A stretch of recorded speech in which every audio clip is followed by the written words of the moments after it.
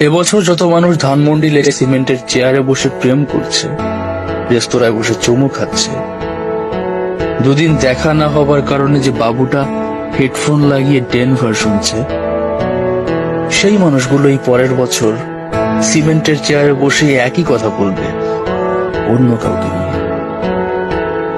সুপারি গাছের পাতার ফাঁক দিয়ে আঙুল বাঁকিয়ে যেভাবে তোমাকে তারা গুনে দিত, ঠিক সেই কাজটাই করবে অন্য কারোর সাথে।